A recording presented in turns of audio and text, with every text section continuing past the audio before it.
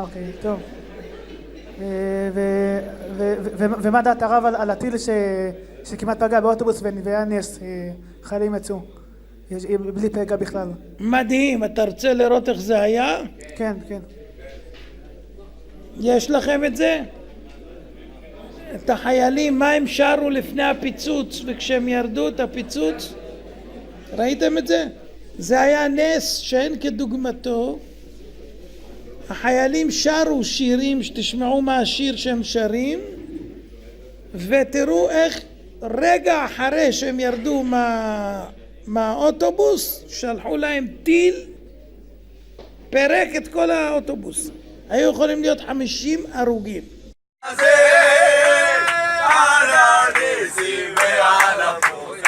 ישיבת שדרות בדרך לעזה ועל המלחמות שעשית רבות בימים ההם בזמן הזה על הניסים. זה החבר'ה שהיו באוטובוס, החרדים האלה.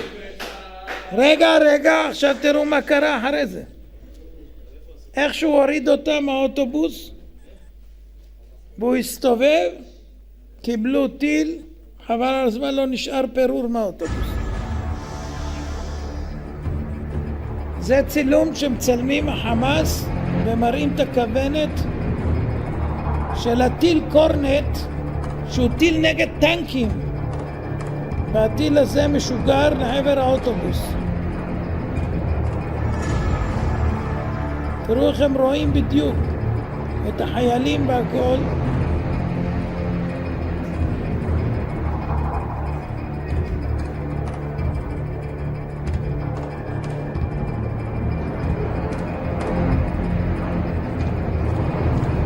תראו כמה מכוניות מלאות חיילים.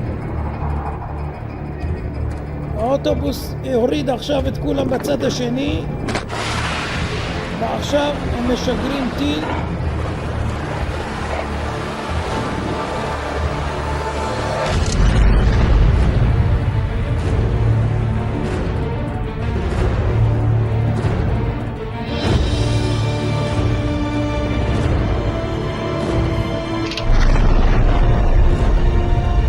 לא היה נשאר בן אדם אחד. על הניסים ועל הנפלאות. זה מה שהם שרו לפני כן. נו, תגידו לי שאין השגחה. כן, תודה. חסד השם עלינו כל יום.